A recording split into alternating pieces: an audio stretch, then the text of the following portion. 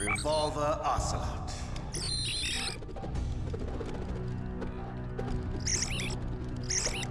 I've been waiting for you, Solid Snake. So this summer, after beating my first Hideo Kojima game in Death Stranding, I decided it was time to cross a game off my video game bucket list and finally play the original Metal Gear Solid. And it felt perfect too, with Metal Gear Solid Delta Snake Eater right around the corner. That was a fucking handful. Metal Gear Solid Delta Snake Eater. I was kind of afraid to play this game. So many people I respect view this as this incredible transformative game in their lives. It's part of their personalities. The game always seemed like it was my shit. Everything I'd ever heard about it sounds right up my alley, but with the game's legacy, it had these impossible expectations behind it. I thought there was no way this PlayStation 1 game from 1998 could live up to them and satisfy me as a gamer in 2025.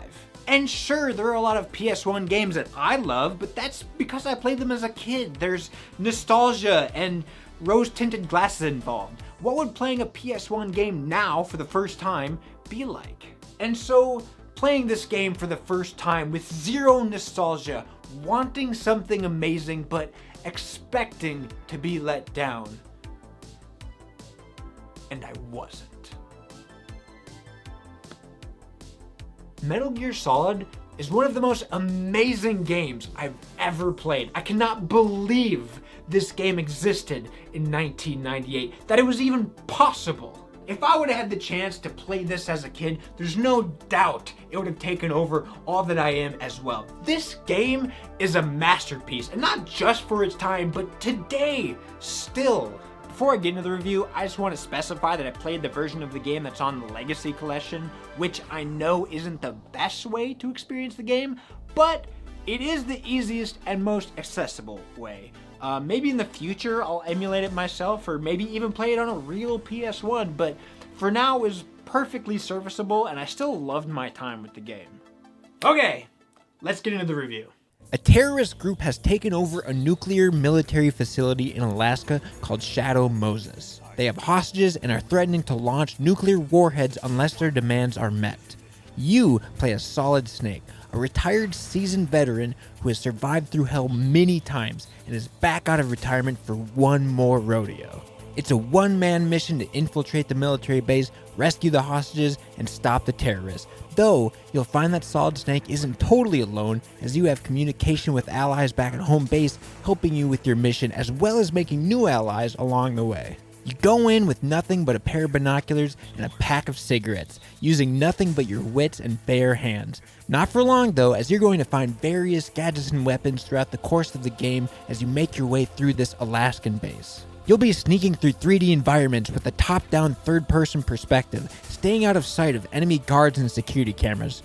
Distracting guards, making noises, trying to come up with creative solutions for certain situations, using your different weapons and gadgets, occasionally taking action when duty calls for it, whether it's using close-quarter combat, snapping necks, or opening fire with your guns. The guards' movements are predictable, making it easy to get around them, but they are attracted to noises you make and become suspicious. They can even spot and track your footprints in the snow.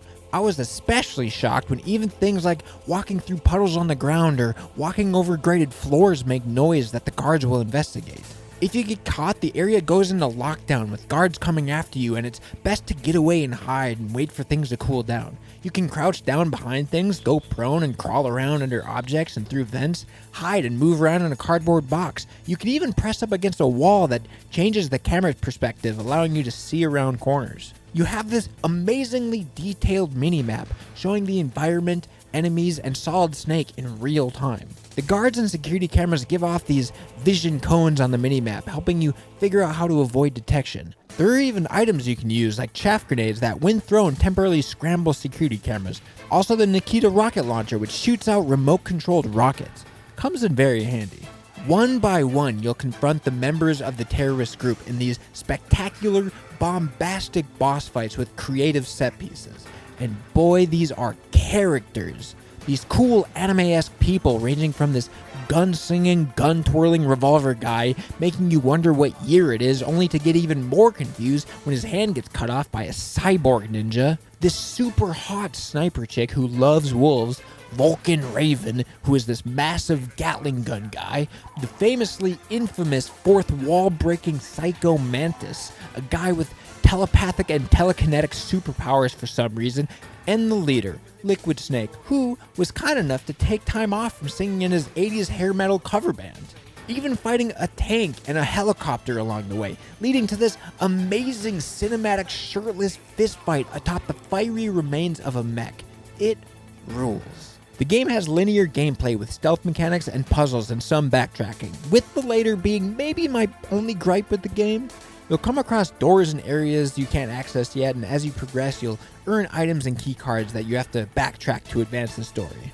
It's a 10 out of 10 story. It's so cool and silly and over the top and wacky and has some fun twists in there, and it's just super entertaining to experience.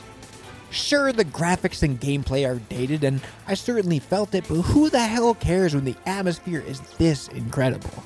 It's just so gripping, it just pulls you right in. I can easily see why this game means so much to so many people. I get it. This game absolutely rules, and many years later still just sick as hell. Okay, so that was like my main mini review, but I just have so much I want to say, so I'm gonna keep glazing the game a little bit more. There's just so many things that I love about this game.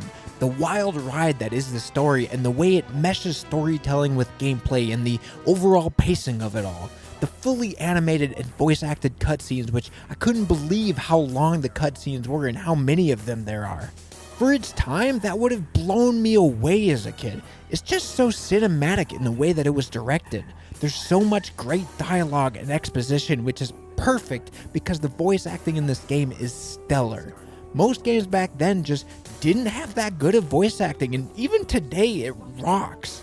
And there's so many great and memorable quotes. And of course, the codec is amazing, which is like this phone call where two anime-looking portraits talk with full voice acting and are minimally animated, and gives you so much opportunity to learn about the characters. And you can call people in the codec whenever you want as long as you have their frequency. If you're ever feeling stuck in the game, you can use the codec and someone will usually give you a hint. It's a great mechanic. The amazing diving intro scene, the exclamation marks that appear when you get spotted, and the sound effect and music it plays is always so startling. And oh, the music! Just wow! The music in this game is so good and iconic, and of course, the song "The Best Is Yet to Come" that plays during the end credits. It's so good.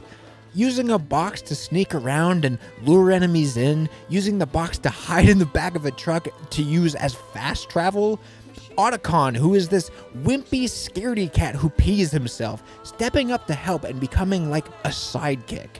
This game having a love interest out of nowhere in this character Meryl, which, oh my god, speaking of Meryl, that torture button mashing part, fuck, that was hard.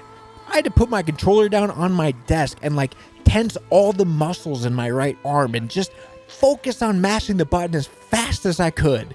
And then you had to do it again. Replaying this game, I don't know if I can do that again.